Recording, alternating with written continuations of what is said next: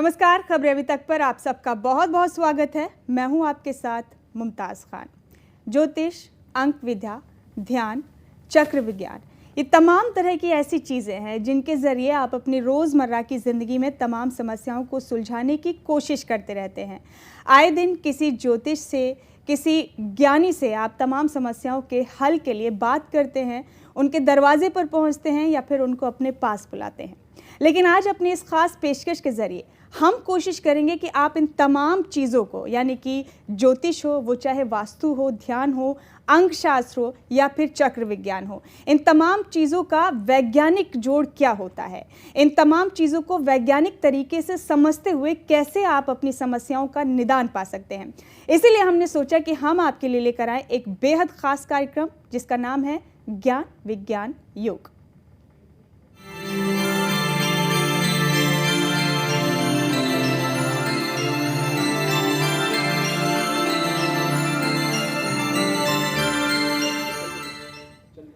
और ज्ञान विज्ञान और योग हमारी इस बेहद ख़ास पेशकश में शामिल होने के लिए एक बेहद ख़ास मेहमान भी हमारे साथ स्टूडियो मौजूद हैं।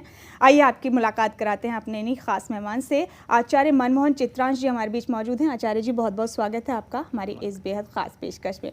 जैसे कि हमने बताया अपने दर्शकों को, ज्ञान विज्ञान योग आज एक नए तरीके से हम आपको बताएंगे कि दरअसल ज्योतिष, अंक शास्त्र, इन तमाम चीज़ों के ज़रिए आप जैसे अपनी समस्याओं को सुलझाने की कोशिश करते हैं, उन्हें आंख बंद कर कर ना सुलझाएं। आपको वो वैज्ञानिक वजह मालूम हो जिनकी वजह से आप इन तमाम तरीकों पर यकीन करें, विश्वास करें। इसीलिए हमने सोचा कि विज्ञान से इन तमाम चीज़ों का नाता जोड़कर आपको तमाम चीज़ें खुलकर तफसील से बताएं। और इसीलिए आज हमारे बीच आचार्य मनमोहन चित्रांश जी मौजूद हैं जो तमाम मसलों का वैज्ञानिक तरीके से हल आपको बताएंगे। आचार्य जी, ज्ञान विज्ञान और योग है क्या दरअसल, ये पहले हमारे दर्शकों को आप बताएं। जी मुमताज़ जी, जैसा अभी आपने दर्शकों को बताया है कि हम हर ज्ञान को, हम लोग अभी तक अंधविश्वास इसलिए कहते हैं कि हम हर बात को बिना सोचे समझे फॉलो करते रहते हैं। कोई कुछ भी कहता है हम उसको मानते जाते हैं। हम आपको बताएंगे कि इसका विज्ञान क्या है। हर चीज़ का विज्ञान आपको तफसील से धीरे धीरे हम बताएंगे अपने दर्शकों को। और ये मेरी गारंटी है कि अगर हम उसको समझेंगे और समझ के करेंगे तो आप उसको पूरा जीवन में लाभ उठाएंगे। ऐसी कोई समस्या नहीं है जिसका हल ना हो। जी जी। जब हम पैदा होते हैं तो हमारे साथ जो समस्याएं आती हैं वो हमारे कर्मों के फल होते हैं और उसके साथ साथ उसके हल भी हमारे साथ मौजूद होते हैं। बस उसको देखना है, समझना है और जीवन में उतारना है, यूज करना है। तो हम ज्ञान विज्ञान योग में उसका सारा विज्ञान बताएंगे, जो भी ज्ञान है। जी बिल्कुल, ये आचार्य जी बिल्कुल ऐसे ही हो गया जैसे कि मैथमेटिक्स पढ़ना होता है। गणित के जो स्टूडेंट्स होते हैं वो रट कर एक या दो सवालों के जवाब दे सकते हैं, लेकिन अगर उनको फॉर्मूले पता होते हैं तो तमाम सवालों के जवाब आसानी से दे देते हैं। बिल्कुल वैसे ही आप जिन समस्याओं का निदान करते हैं, लोग आप जिन समस्याओं को लेकर आपके पास आते हैं, उनकी वैज्ञानिक वजह उनको समझाते हैं। आप बताते हैं कि उसके पीछे दरअसल तर्क क्या है सुलझने का। तब लोग ज़्यादा आसानी से समस्याओं को सुलझाने में मदद हासिल कर सकते हैं। किन किन समस्याओं से आप लोगों को छुटकारा दिलाते हैं आचार्य जी? देखो, छुटकारा तो हम हर समस्या से दिला सकते हैं। ऐसी कोई समस्या नहीं है जिसका समाधान ना हो। हाँ, ये है कि व्यक्ति विशेष के अनुसार, उसके स्वभाव के हिसाब से और जैसी उसकी स्थिति है उसके हिसाब से क्या समस्या का, किस समस्या का समाधान किस तरीके से होगा उसको देख लेंगे। जैसे अभी आपने बात की कि जन्म कुंडली के माध्यम से, हस्तरेखा के माध्यम से, न्यूमरोलॉजी के माध्यम से, ध्यान के माध्यम से, चक्रास वगैरह के माध्यम से, जो जितनी भी विधाएं, हमारी प्राचीन जितनी विद्याएं हैं, उन जो हमारे मनीषियों ने शोध करके उसको प्रैक्टिकली उसका उपयोग करके, कई बार करके, करोड़ों लाखों बार करके उसको एक तरह से सिद्ध विद्याएं हैं वो सारी, उसको हम धीरे धीरे सब चीज़ों का यूज़ करके जैसी ज़रूरत होगी वैसे समस्या का निदान करेंगे। जी। और कौन कौन से माध्यम हैं आचार्य जी जिनके ज़रिए आप लोगों की समस्याओं को सुलझाते हैं वैज्ञानिक तरीके से? जी देखो, जैसे अभी हमने बात की, ये सारे जो हमने ज्योतिष, ध्यान, योग, ये सब जो हमने शब्द यूज़ किए, ये सारे हमारी समस्याओं को सुलझाने के माध्यम ही हैं। अलग अलग टूल्स हैं ये जिनको हम उपयोग करते हैं। बेसिकली क्या है, हर कोई ये बात समझता है, जानता है, लेकिन प्रैक्टिकल में नहीं जानता, अनुभव में नहीं होता। एक मैं आपको बात बताता हूँ। ज्ञान जो शब्द है, एक तो हम नॉलेज लेते हैं, हर जानकारियों को इकट्ठा करते रहते हैं, कहीं कुछ पढ़ते हैं, कहीं कुछ सुनते हैं, हमारे अंदर स्टोर होता जाता है और वो स्टोर जो होता था उसको हम ज्ञान समझते हैं। ऐसा ज्ञान नहीं होता। ज्ञान का मतलब होता है अनुभव करना।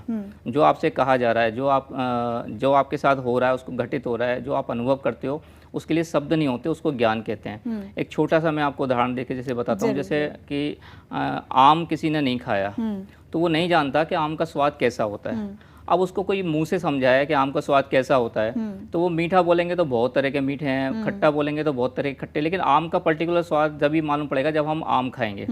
इसी तरह हमारे पास जब हम कोई हम समस्या से ग्रसित होते हैं या हमको जो प्रॉब्लम आ रही होती है, उसमें हमारे अनुभवहीनता की वजह से हम उसमें भटक जाते हैं। और जब हम उसको बिना सोचे समझे किसी के कुछ भी कहने में, जब आदमी घबराया हुआ होता है, जब किसी व्यक्ति को समस्याएं घेर लेती हैं, दबाव होता है, टेंशन में होता है, तो डूबते को तिनके का सहारा, जो मिलता है, जो ऐसा कहता है वो करने लगता है। वो समझ नहीं पाता है, उसको समझाने वाले लोग भी नहीं है।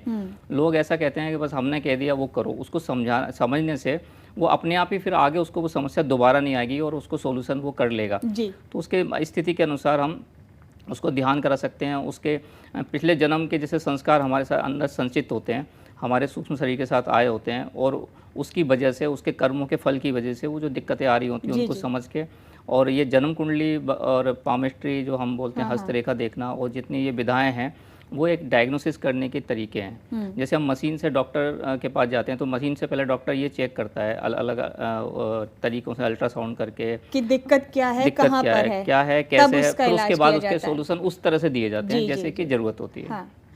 आचार्य जी, ये तमाम विद्याएं जिनका जिक्र हम और आप बार बार कर रहे हैं, ये अब से नहीं है, सदियों से है, हिंदुस्तान की संस्कृति का हिस्सा है। इसका जो धार्मिक पहलू है, जो दुनिया में सबसे ज़्यादा रिच माना जाता है, उसका पहलू है, ये बहुत पहले से है। लेकिन कभी किसी का ध्यान इस तरीके से नहीं गया इन पर कि इसका वैज्ञानिक पहलू लोगों को बताया जाए, क्योंकि देश एक ऐसा देश रहा है जहाँ पर अंधविश्वास बहुत है। आप किसी भी चीज़ पर आंख बंद करके यकीन करते हैं, बिना ये जाने, बिना ये समझे कि दरअसल उसका असर क्या है, क्यों ऐसा हो रहा है, और अगर इस समस्या का समाधान ये है तो ये समाधान आखिर है क्यों। आपको कब लगा आचार्य जी, क्यों ये लगा कि वैज्ञानिक तरीके से लोगों को न सिर्फ समस्या समझाई जाए, उसकी जड़ समझाया जाए, बल्कि फिर उसका इलाज भी वैज्ञानिक तरीके से बताया जाए? हाँ, देखो ऐसा है, हम इसको बहुत समय से कर रहे हैं जी, और बहुत समय से हमने हर तरह की समस्याओं के समाधान लोगों को दिए हैं। ऐसे बहुत सारे हज़ारों लोग हैं जो जिनने ये साबित किया, जो हमारे मतलब समाधान साबित हुए हैं और खरे उतरे हैं। उसके लिए ये सब स्वाभाविक है। जब हमें बचपन से ही, शुरू से ही मेरा ध्यान इस तरफ था कि ये सब क्या है, मेरे अंदर उत्सुकताएं बहुत थी, प्रश्न बहुत थे, और मुझे संतुष्टि नहीं मिल रही थी कहीं भी। क्योंकि मैं जब तक मैं बड़ा, हम उसको नास्तिक कह सकते हैं कि पहले मैं, जब तक मुझे कारण ना पता हो तब तक मैं किसी चीज़ को नहीं मानता था।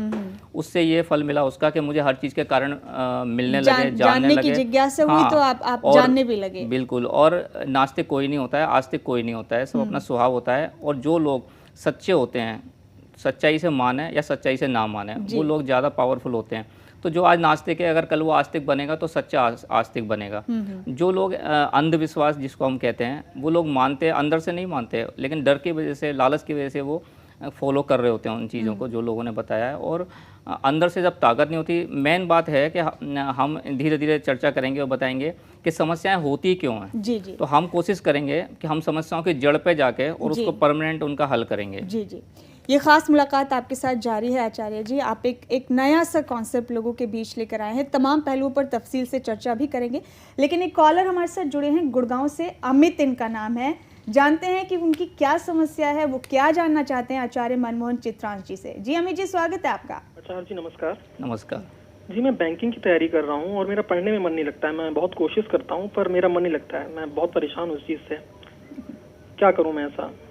अच्छा, देखो ऐसा है, जैसे अब हम इस पे एक बात करते हैं, अभी हम जर्नल एक बात करते हैं कि एक तो हम इसको आपकी डेट ऑफ बर्थ और टाइमिंग से जन्म कुंडली बना के इसका हल बता सकते हैं। दूसरा ये है कि जब आप पर्सनली हमसे मिलेंगे तो हम आपके चक्रास को रीडिंग करके और ये जान सकते हैं कि कहाँ क्या प्रॉब्लम है, क्या ब्लॉकेज हैं, जिसको हील करने से, जिसको क्लीन करने से आपका समस्याएं दूर होंगी। दूसरा, जर्नल आप देखते हैं। अब बात ये है, आपने कहा है कि पढ़ने में मन नहीं लगता है, इसका मतलब है आपके अंदर कंसंट्रेशन की कमी है।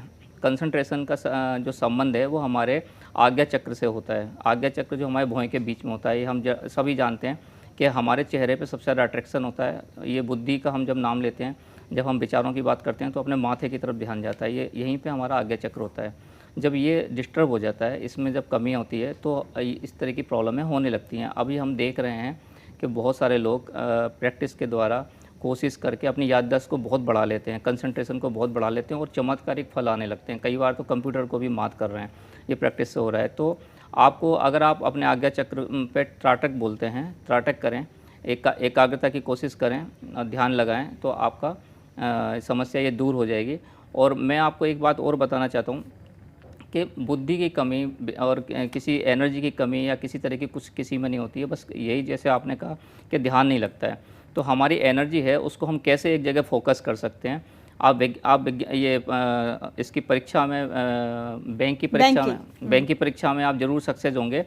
थोड़ा आप ध्यान दो। आपने देखा होगा उत्तल लेंस से जब हम फोकस करते हैं तो धूप में कोई कागज़ या कपड़ा या किसी जलने वाली चीज़ पे हम उस लेंस को फोकस करते हैं तो एक पॉइंट पे सारी एनर्जी इकट्ठी हो जाती है और उस कागज़ को जला देती है। और वैसे कितना भी तेज़ धूप हो, हम उस कागज़ को नहीं जला सकते जी। और सर्दियों में बहुत हल्की धूप में भी वो जल जाता है। ऐसा मैंने प्रयोग किया है और आप भी करके देख सकते हो। बचपन में बिल्कुल अमित जी, आप आचार्य मनमोहन चित्रांश जी करो। से मिलेंगे तो आपको अपने तमाम सवालों के जवाब, तमाम भी जो भी आपकी समस्याएं हैं उनका निदान जो है वो बड़े वैज्ञानिक तरीके से आपको मिलेगा। अगर आपको ये समस्या है तो क्यों है, अंधविश्वास आपको करके आगे नहीं बढ़ना होगा कि बस मेरे साथ तो ये दिक्कत हो रही है, पता नहीं क्यों हो रही है, पता नहीं कहाँ मुझसे कमी हो रही है। आचार्य जी आपको बाकायदा बताएंगे कि आपके साथ दरअसल ये दिक्कत हो क्यों रही है और जहाँ आपकी जड़ है दिक्कत की उसको पकड़ेंगे, उसको वैज्ञानिक तरीके से दूर भी कराएंगे। उम्मीद है आपको आपके सवालों के जवाब मिल गए होंगे। बहुत शुक्रिया, आपने हमें कॉल किया। हरिओम जी हैं, एक और कॉलर हैं आचार्य जी फरीदाबाद से हमारे साथ, उनका रुख करेंगे। हरिओम जी, स्वागत है आपका भी। मेरा आचार्य जी से सवाल है कि मुझे एक्चुअली सरकारी नौकरी करनी है। बहुत साल हो गए, मैं 6-7 सालों से प्राइवेट नौकरी करता आ रहा हूँ, तो मुझे सरकारी नौकरी करनी है। तो इसके लिए मैं क्या करूँ? हालांकि मैं कोशिश करता हूँ, एग्ज़ाम फॉर्म निकलते हैं, मैं भरता हूँ, लेकिन निकलती नहीं है। तो इसके लिए क्या करना चाहिए? क्या इसके लिए कुंडली में कुछ योग होना चाहिए अलग से या ऐसा कुछ है? जी बिल्कुल हरिओम जी। एक तो जैसे आपने कुंडली का नाम लिया, योग होना चाहिए। हम जब जन्म कुंडली देखते हैं तो गुरु जो ग्रह होता है वो और सूर्य ग्रह सरकारी नौकरी के लिए कारक होते हैं। सूर्य जैसे आपने देखा है जब निकलता है तो उसकी रोशनी सब तरफ फैल जाती है। पद प्रतिष्ठा, नाम, यश, मान, सम्मान, शक्ति का प्रतीक सूर्य होता है। तो जब कुंडली में सूर्य वीक होता है, सूर्य राहु से ग्रसित होता है, सूर्य किसी गलत भाव में बैठा होता है तो सरकारी नौकरियों में या अच्छे प्रतिष्ठित पद प्राप्त करने में दिक्कत आती है। इसी तरह गुरु भी अधिकार क्षेत्र और प्रशासन से संबंधित ग्रह है। अगर आपकी कुंडली में आप इनको सुधार लेंगे, इनके कुछ उपाय करेंगे। और ये जो मैं आपको एक और बात बताना चाहता हूँ कि ये कुंडली में जो ग्रह होते हैं ये भी एनर्जी का प्रतीक हैं। ऊपर जो ग्रह की रश्मियाँ हमारे शरीर पर पड़ती हैं उसको हम किस तरह से उनको ठीक कर सकते हैं और सुधार सकते हैं, अगर आप ये जान जाएंगे तो आप बड़ी आसानी से सरकारी नौकरी में सक्सेस हो जाएंगे और कभी आपको किसी तरह की प्रॉब्लम नहीं आएगी। आप आगे भी बढ़ते जाएंगे और आपकी तरक्कियां भी उसमें बनी रहेंगी क्योंकि आप उस सिस्टम को सीख जाएंगे। जी, उम्मीद है हरिओम जी आपको भी आपके सवालों के जवाब मिले होंगे। आप कभी मुलाकात करेंगे आचार्य जी से तो और भी खुलकर आपको तमाम तरह की चीज़ें बताएंगे।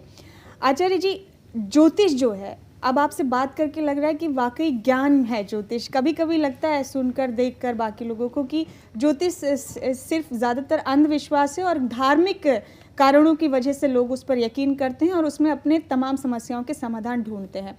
वाकई ज्योतिष ज्ञान है या अंधविश्वास, आपसे जानना चाहेंगे।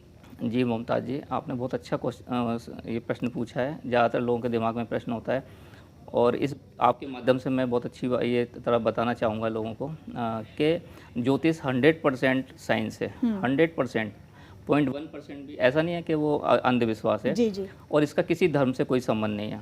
इसका संबंध हर मनुष्य से है, हर जीव से है, हर प्राणी से है, हमारी पूरी धरती से है, यहाँ तक कि पूरे और ब्रह्मांड से, ग्रहों से भी है। एक दूसरे का कनेक्शन है सारा, ये परिवार है सौर मंडल का।